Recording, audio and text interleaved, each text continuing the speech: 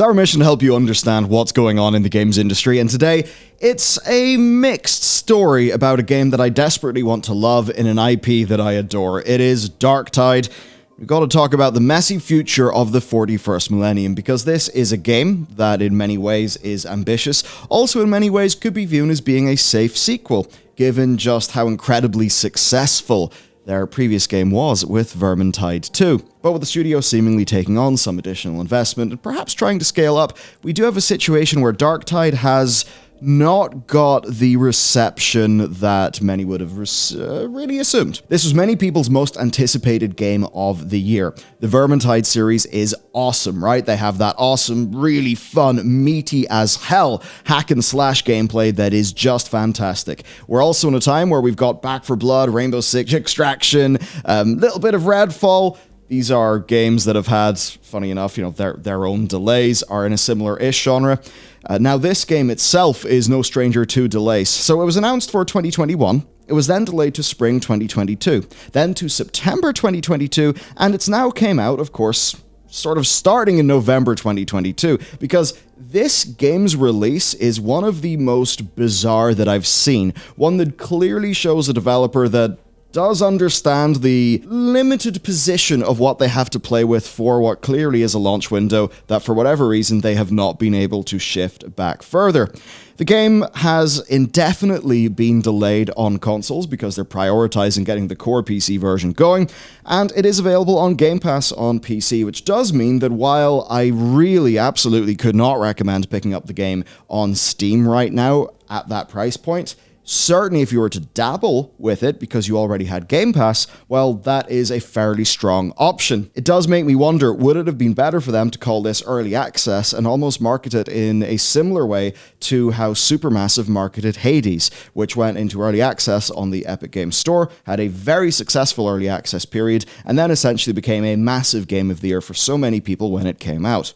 Now, it launched to an all-time peak of 107,000 players. Now, you've got to remember, that's on Steam only. Loads of people have Game Pass for PC. They were able to play this in a way that will not be tracked by this Steam data. But when we take a look at OpenCritic, which generally I would recommend over Metacritic, it's not great. Vermintide 2, critic average 83. The next game, 74. And the recommendations, 92/59.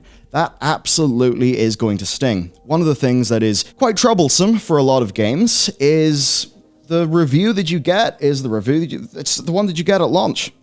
A lot of these aggregation sites that people use, they are not really able to update reviews because many outlets don't, right? Whereas at least on Steam with the player reviews, you can see recent reviews, and that can, in the case of, say, a No Man's Sky, give you a pretty good idea of positive trajectory happening with a game. 74 is, of course, a reasonable enough score for a game, right? Like, 74, that's pretty nice. It's no Vermintide 2, though. So why? Well, it starts with basically reviewers saying, don't get it yet. That's why they're not recommending it, but the yet is important. What's strange is the beta, because it was a pre-order beta. Now, this is bizarre, and I'm not sure how comfortable I am with the notion. So, they had this thing called the pre-order beta. Now, normally when a game does that, it feels like a marketing thing, like an early access incentive. But this was actually treated rather like an aggressive pre-launch beta rather than just an early access upsell. To be honest, it's, I think, quite evidently a mixture of both of those things. That's because they rolled the game out gradually over 2 weeks. They started with a small set of missions and systems, and then they just added more systems and missions over time. This let them work on bugs, stability, and things like that, and overall this was a successful plan, where they had, quite a lot of improvement from the start of the pre-order beta until the game came out, with there being 4 hotfixes pre-launch and 4 after. However, we do see what's going on. So during this period of beta, things are broadly positive, and we can even see the positive trajectory of this beta be reflected in these Steam numbers. People initially are a little bit rattled. Good things happen. However, then, well, I'd say to you, look at this graph, and guess which day is launch day? That would indeed be December 1st.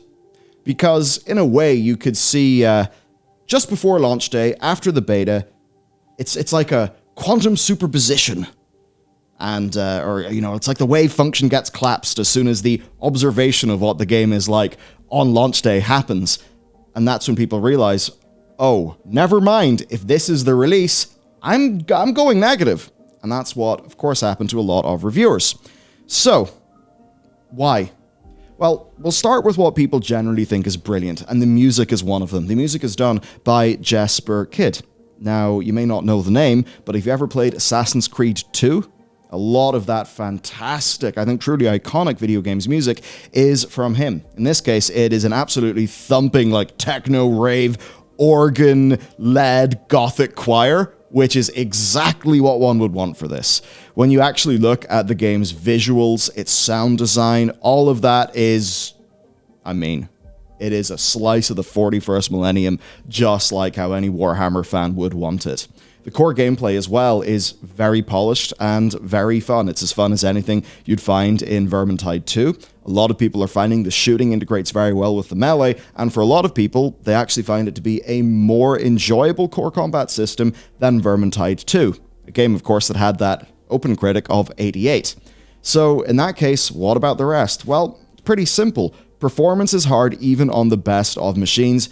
Beta helped, but it wasn't enough, and there are still some disconnects and things like that happening. Also, some supporting systems are just unfinished. They are unfinished, the developers have said so. Crafting. I think for crafting it's about a quarter of it is in, which is quite strange. Another thing is playing on dedicated servers solo or privately without a full team of friends, which is an issue. There's also quality of life things, like end of round scoreboards that aren't there. Of course, they were there in Vermintide 2. So that feels like a downgrade.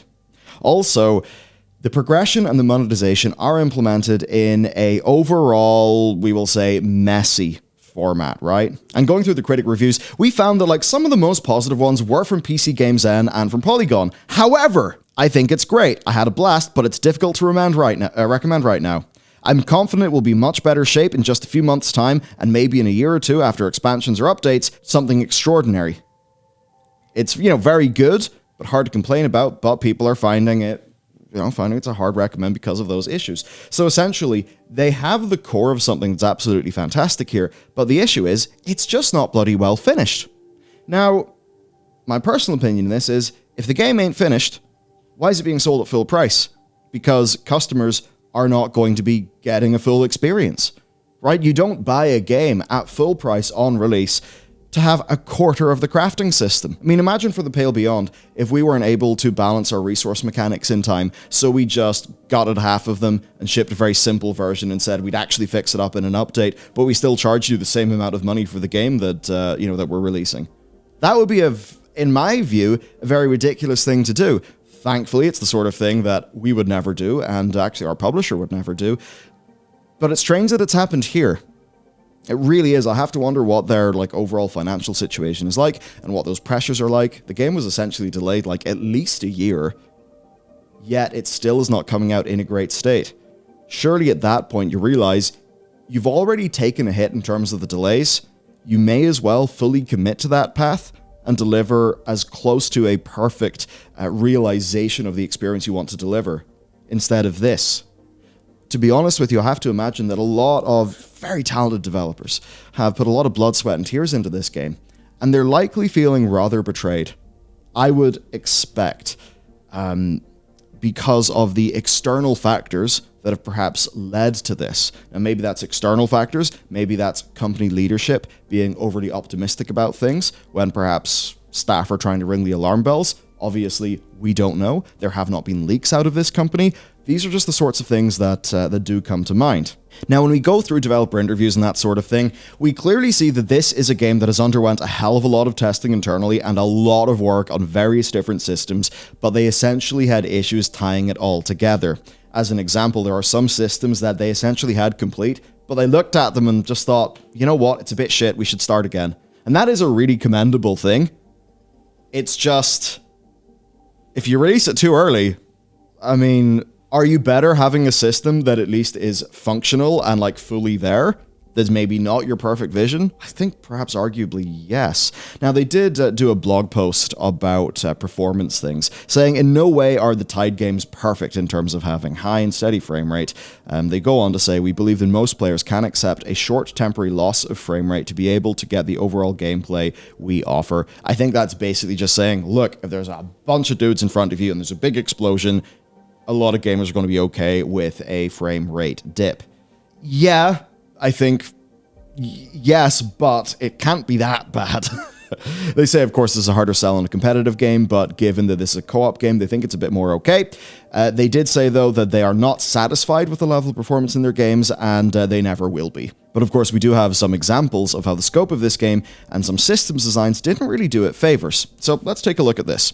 The amount of time we spent on the store compared to the crafting system is just a fraction. I think we actually spent too little time on the premium store. We should have spent more time getting the bundles right, and we'll come back to the bundles later. But fundamentally, right, an in-game store, that is a load of piss to put into a game, right? Because it's just a totally external, bolted-on system. At least in a reasonable game. Of course, in very bad games like Dead Space 3, the in-game store is deeply tied to game mechanics, and that is not what we want. So in an ideal world, an in-game store is very quick to develop, and you could say, therefore, could be expected to be there at launch because it's an easy thing to do. And that's good because we don't really want developers spending too much time in that when they could be making things for the game instead. So on the crafting system, we had another system that we realized wasn't good enough. We ripped it out, started over, created a completely new one, which will be much better. When we took that decision, it was not a happy day in the office. We felt we had to do it. It's going to come, and it's going to come very soon. What I'd say, though, is if it's going to come very soon, why the hell's the game out now? Why take the hit? Why have Darktide be mixed on Steam? I do not understand it. I mean, even in some discussions with our publisher, and I just bring this up because they are, they're going to understand just a lot more about, the importance of reviews in Steam. And, they were always just like, oh no, your Steam score is the thing that matters. It's okay, whatever. We just need to get a great Steam score. And they were super quality first, and that being super important to sales. And I guess it's I see that perspective of having a really good working relationship with an indie publisher, and then I look at a situation like this, and I just think to myself, why? In my little sector of the industry, this is not the sort of thing that's, would really be happening much. Why is it that, I think we can all know why it is the case that when more money is involved, issues like this happen. But I think from the perspective of perhaps, a developer and a gamer, this is just a really, really rough situation because this is not I think this is not a minimum viable product, frankly. It just doesn't cut the mustard compared to the launch of Vermintide 2. And that's when we kind of get into, well, as we've creatively put, the Judgement of the Emperor. Let's go. So, only one class for each of the 4 character types is there, compared to 3 careers on launch for 5 characters in Vermintide 2. Basically, in both games, your class and your career determines the active and passive abilities you've got, as well as what weapons you use. There also was an account-wide progression level, which meant that a player could earn a loot reward for a Dwarf Ranger and then use that on their Empire Soldier. That was a really nice feature for Vermintide, and that's not here. Account level rewards are class specific and most don't transfer at all, which is kind of unfortunate. In Darktide, there's an additional element of customizing your character and backward elements, which kind of impacts a bit of a conversation going on during the levels. So, this has also meant the removal of active narrative with the five characters of Vermintide. I think that's really, really unfortunate. One of the things that's always fantastic in this genre is the banter between your characters. I suppose giving that up for some character customization done by players, I can understand that. But personally, I would rather have awesomely executed, marketable characters that players can play and tweak rather than customize. But maybe that's just me. It does seem that the Vermintide community really prefers what they had before.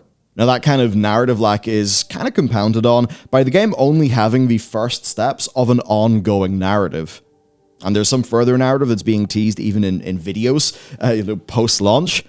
But that does not feel like a complete cohesive game experience. Again, I remind you, this is available for sale at a premium price on Steam. So we do have to hold it to a certain set of standards, even if we maybe have a bias towards this developer and this intellectual property. Now, the team in their blog post said that their aim before launch was for one new class per yearly quarter. Then we've got some stuff about weapons. So they ran through expectations for launch in terms of weapons, right? Which kind of like is the main point of gameplay variety here. And a lot of this has been called into question because they said 70 plus weapons at launch.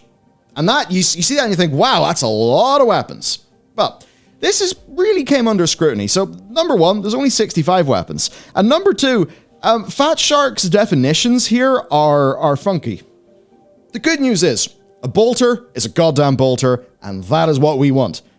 As Space Marine proves us, like, if you get the bolter right, people are going to be happy. However, they do count very, statistical tweaks of the same gun to be different weapons. So take the Graia pattern auto gun. There are 4 marks of that have basically different fire rates and damage profiles. So game mechanics-wise, like, they are different weapons, but to the audience, that's kind of just one weapon with 4 variants, if you get what I mean, right? People don't want, say, a whole bunch of M4s. They want an M4, they want an AUG, they want a, so on and so forth. So that's a little bit rough, and that's kind of gone further with the idea that they are hiding unique weapons that were in the trailers, but are not in the game currently. Some people believe, you could say this is a bit conspiratorial, we're not exactly sure, that these are the sort of thing that will be launched via the premium currency store. Now, I think it's very understandable that a worried audience would immediately go to that. A potentially more, I don't want to say realistic, but a more innocent sort of thing there would be that some of those weapons are not quite done yet. It's one thing to have something you can put in a dev build or a 3D model that you can put in a trailer. It's very different to have that being fully QA'd, fully balanced, fully implemented in a game that is ready for ship, right?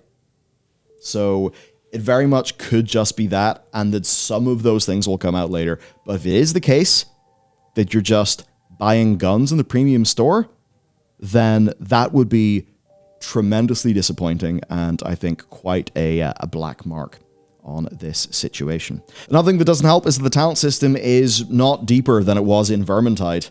And given that we're having a lower amount of classes and careers, perhaps a better talent system would have made up for that, but that's not the case. Then the crafting system for upgrading gear has only been launched with 1 of 4 mechanics. The others will be added later. And that means that people who want to use a specific type of weapon are just unable to play the game efficiently because they should play something with higher starter power because the crafting system is not there. That's absurd to me. Progression is also not as rewarding. In Vermintide 2, completing a level guaranteed a weapon or a buff item around your current level. Higher play is also incentivized in that game because the higher difficulty missions give you a better reward, like an action RPG, but in Darktide, that's not guaranteed.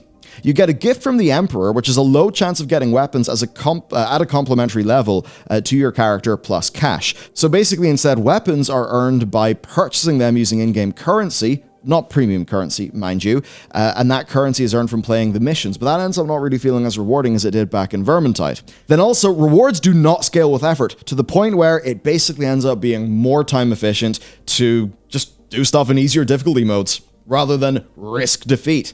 And when you have a situation like that, then the game's difficulty modes are literally not doing their job. We then have a shop that rotates the available weapons every hour, which is absurd. So you can find yourself finishing a mission, you've been grinding out for some money, but then you got nothing to spend it on for your character because the bloody thing is rotated. That's insane.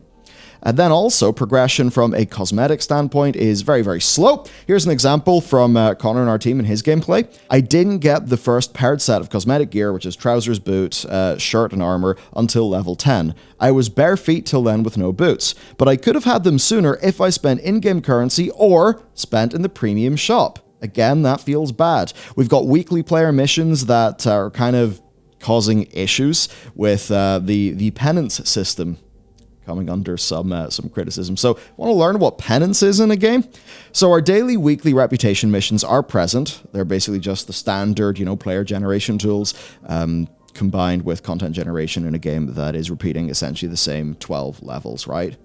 You know, maybe they'll put a different effect on a level, but it's that kind of system. Then the penances. These are gameplay challenges on an account or character level that are reportedly encouraging selfish play at high levels. Now, this is bad because this is a game where missions can take 30 to 45 minutes, and the rewards for failure are even more limited.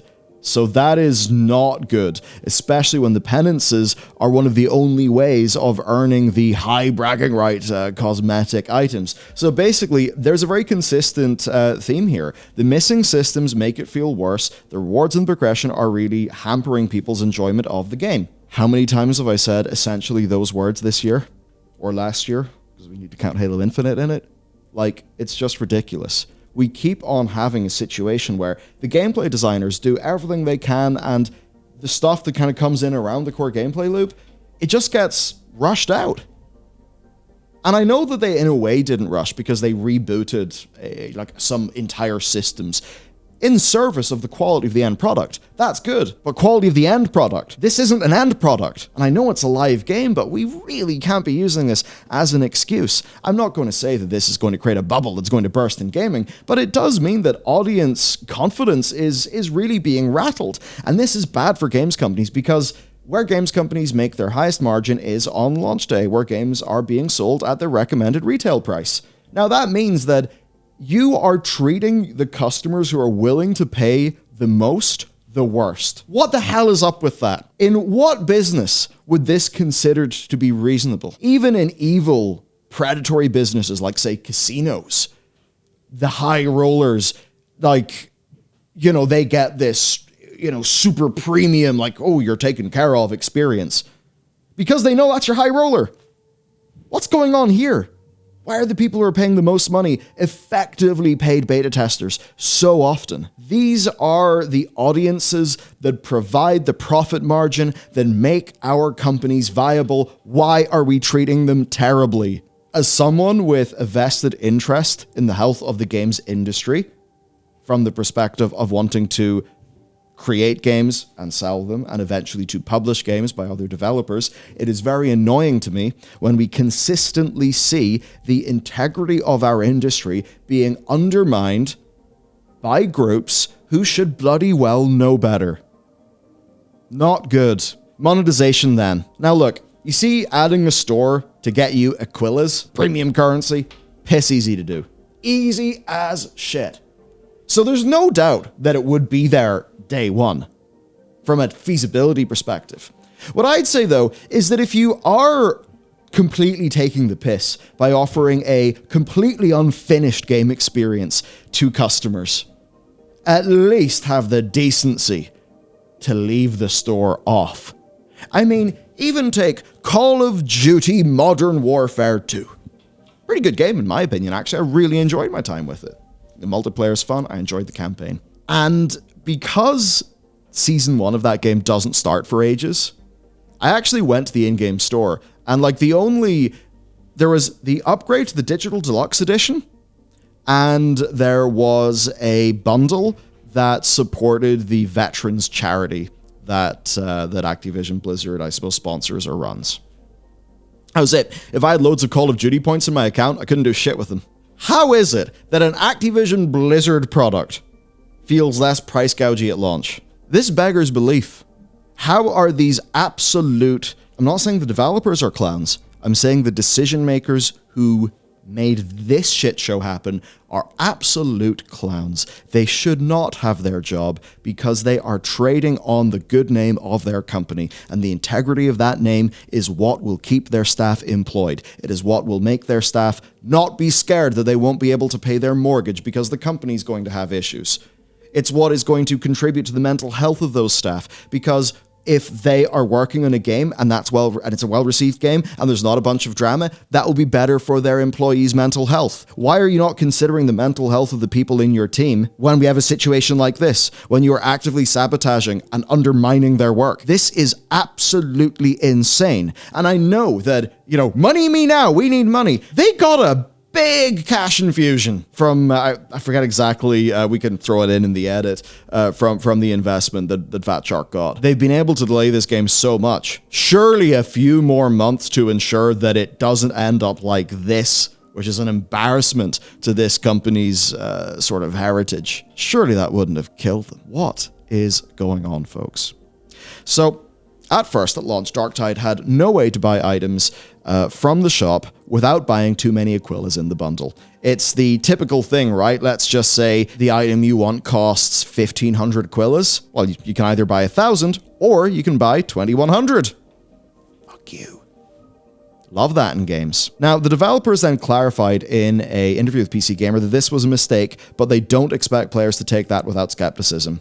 Again, this is a situation where, look, the people in the front line, the developers, can you imagine the position that they are now being put in? Now, they may feel a wee bit salty because people are criticizing something they put their blood, sweat, and tears into, and I can certainly grant them a little bit of that. But internally, these people probably know, oh my god, can you believe that we did this? Like, what the fuck, man? Can you imagine what these staff are saying when they get a few beers after work and have a chat about how things are going? The last thing we want to do is be predatory. The whole thing is to get people, if they want to buy it. Now, I would say something basically in the defense of, whatever per member of staff is having to say this.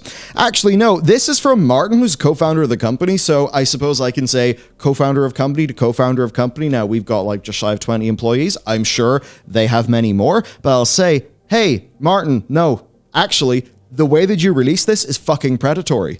This game is predatory. You are asking full price for basically a half-baked piece of shit. Now, yes, it does have a nugget of gold inside it, but it is obviously half-baked. The reviews are all saying it. The Steam reviews are saying it. What's going on? Why did you let this happen? Your co-founder. Surely your investors weren't able to override you in this. And if it was the case that happened, then, oh no. Like, what term sheet did you sign? That was a mistake. We forgot to add one of the bundles. The idea was always one-to-one. We realized that too late that one of the bundles wasn't in. Well, maybe if it's not a bizarre rush to the finish, you're not going to make sloppy mistakes like that. Same with the situation with Callisto Protocol, where the stuttering issues were because an incorrect file was patched in because of human error, because basically they were crunching up to the finish. It takes a bit of time to get approved and stuff like that, but for sure we need to improve that, and we hear people, we got that one wrong, we need to rectify it and make sure people don't have friction at all. Turn the store off. You don't, as far as I'm concerned, deserve to have a store because it's not a finished game and it's being priced as if it is a finished game. Now, why is there premium currency? The game director basically said it's an efficiency thing. So if you do the optional cosmetics via Steam DLC, and this is the case, then basically you've got to do regional pricing for like all over the world, and it's a big old pain in the ass. What they're essentially saying is if you just have it all be, 1,000 Aquillas, and that's just fixed to the real world separately, that means that they don't need to work out like per currency pricing tiers and stuff like that. Some people think this is believable, other people do not find this to be particularly believable. Now, there's a recurring allegation that is made by Reddit that at one point a Steam FAQ was published, and it said that the currency was earnable in the game, and that it was edited recently to remove that ahead of the launch. This got 4,500 upvotes. Now, the thing is, this may not actually be 100% accurate. One of the community managers noted that the FAQ and premium currency was last edited in June, 24 hours after its initial posting, to respond to some confusion.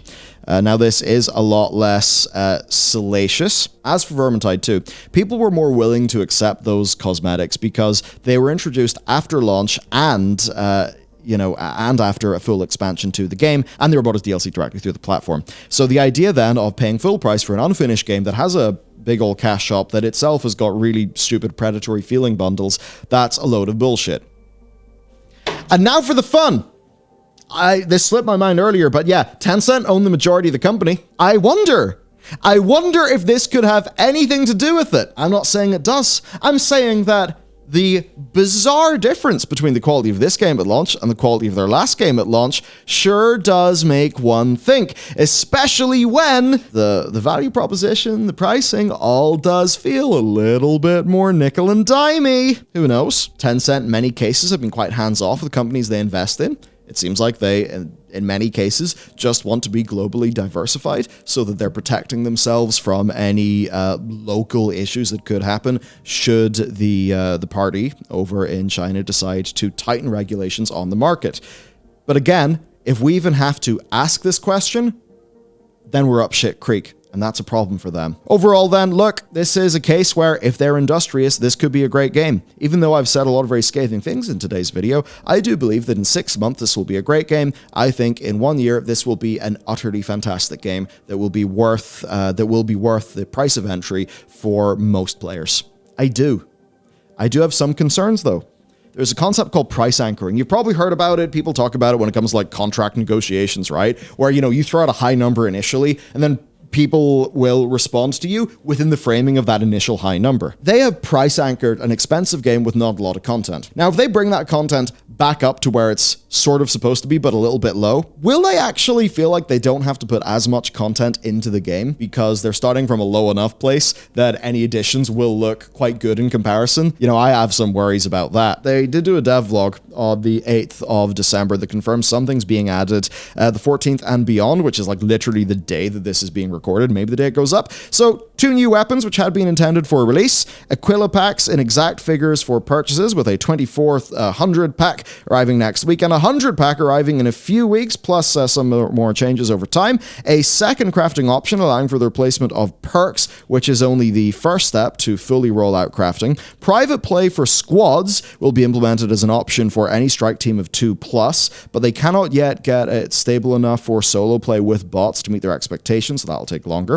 A multiplayer interaction, acknowledgement the players want progression shared at the account level, but this will be based on feedback post-launch and it'll take longer to implement. And penances, they hear the complaints, they're starting the easiest fixes where the requirements aren't coming across clearly to players and they're amending that. Okay. If this is like vaguely what you're doing in like the first week, 2 weeks, 3 weeks, 4 weeks, then why the hell did you release the game when you did? To be honest, this is one of the most self-inflicted L's that I have seen in a bloody long time in the games industry, and there are so many self-inflicted losses, but this one really does take the cake. I mean, I think that 40k is the larger IP as compared to Warhammer Fantasy. I mean, I like them both, but I think 40k really is the big one. To be coming off Vermintide and Vermintide 2, and then to purposefully shoot yourself in the foot and the head with launch, I call their management's competency into question or something. This is so goddamn disappointing. And look, if you're a real big fan of Warhammer, as I am, like, I think I could, and I have a meaty PC, so I could probably have okay performance, and I'd probably have a lot of fun in this game. I mean, if I just get to go through a bunch of missions with some friends, have Jesper kids, incredible music, get a slice of the 41st millennium, I will have a lot of fun. But honestly, if they just removed all those systems, never told anyone about it, and then polished the hell out of what's already here, people will probably be underwhelmed, but at least they wouldn't be talking about this being totally half-baked for launch. So this is utterly baffling. I would really love to know what you think about this. And, do you think that this represents a real serious betrayal of customers' trust?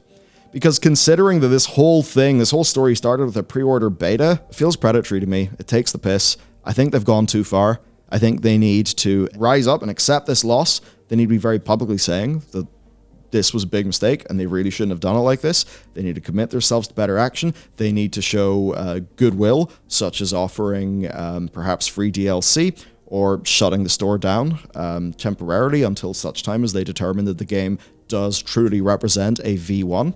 And they need to label this early access. And while it is early access, they should not be charging full price for it. So that's my thoughts on that.